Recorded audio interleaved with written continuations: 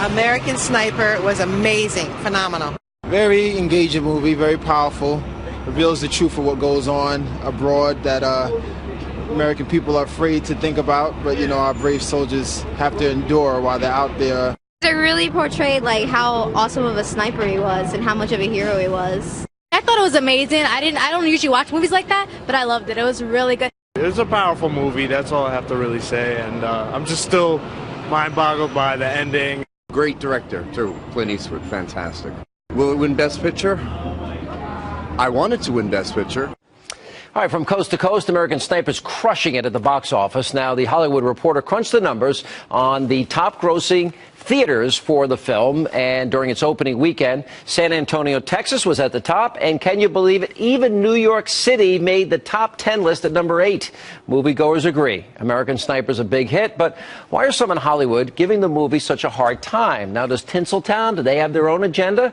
Now, remember the praise heaped upon Michael Moore for his anti-American documentary, Fahrenheit 9/11? Take a look at that trailer. Remember this.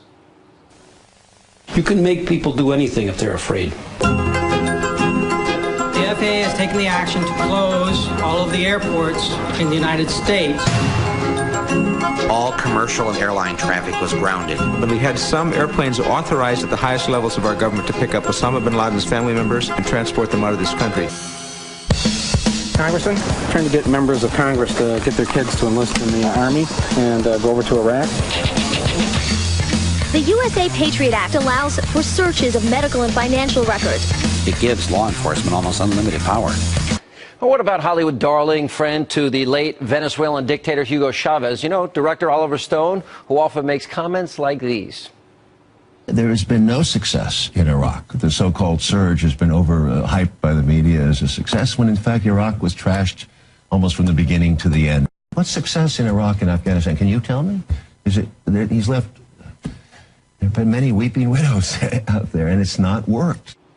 Pretty unbelievable. Here to explain that and much more, senior editor for In Touch Weekly, Kim Seraphin, is with us. Retired U.S. Navy SEAL Jonathan Gilliam and WNYW entertainment reporter Simone Boyce is with us. Guys, good to see you. Thanks for being with us. Kim, let me start with you. I don't want to drag you into politics, Kim. I know you're in the entertainment lifestyle. This movie, Americans love it. Except these arrogant, narcissistic LA elites out there, you know, they're the ones, you know, making comments, oh, snipers are cowards. Where's the disconnect here? What is it that America sees that they don't see?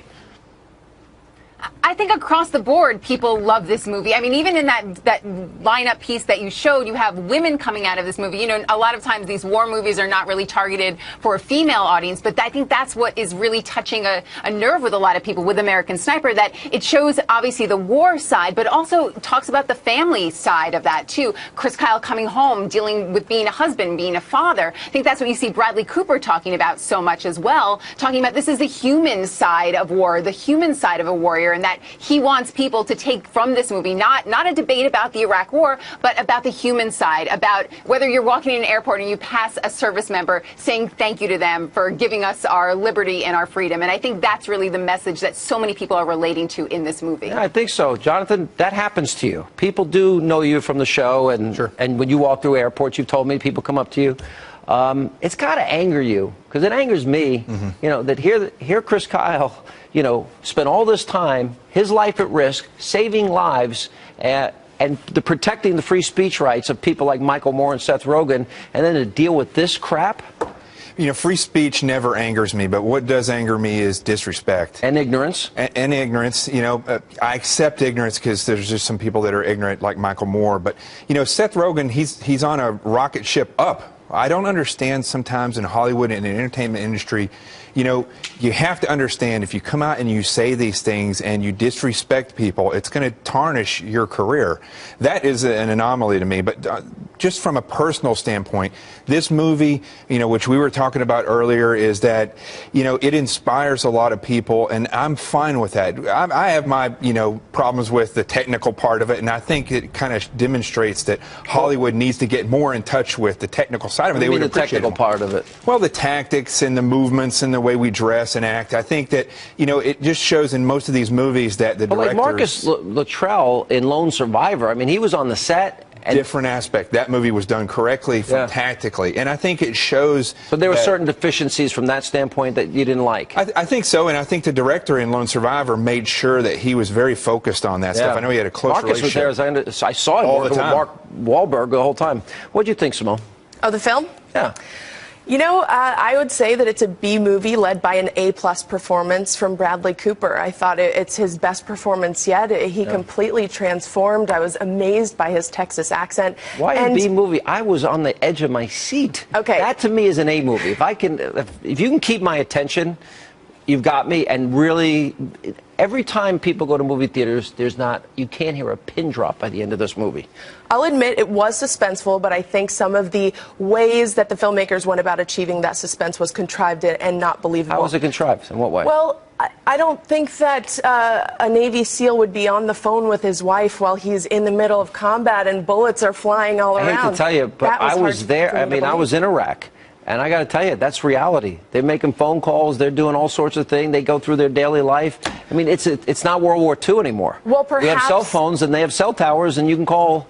You know, there were communications. People get on the internet. They send emails to their loved ones. Well, perhaps then it was some of the supporting cast performances. I thought Bradley Cooper was amazing, but I can't say the same for everyone in the film. You didn't like Sienna? I thought some of her scenes were not believable. Really? All right. Because Kim, you're more the critic than I am. I look more bigger picture, and the bigger picture, if you can hold my attention and portray a hero this way, and the American people respond the way they did, I think they scored. Yeah, I mean, the numbers you mentioned, the box office numbers, just all these sorts of records, breaking January records, Martin Luther King weekend records. I think it's on its way to becoming the second highest grossing R-rated film ever. So that's a huge deal. And this really What's number one, or should I not ask? I don't know what number one is, so I don't know. But hey, second highest. Who knows? You know, at the end of this, maybe it'll be the first highest. But you know, this is like superhero numbers. This is kind of the numbers you see coming out of summer superhero blockbusters. But this is about a real life superhero, and I think that is again why it really is really people are really relating to it in so many different ways. And again, the movie opened right after it just got 6 Oscar nominations, and I think even the big numbers that we're seeing for the box office certainly helps its chances with winning an Oscar, and it definitely helps Bradley Cooper's chances. It's his 3rd Oscar nomination in a row, and everyone agrees Bradley Cooper is incredible in this. And as you've mentioned, he's worked closely with Chris' family and his friends, and he obviously wanted to get this right. It was so important for him to get this right. All right, Kim. Why do I believe Hollywood will try and snub in the end?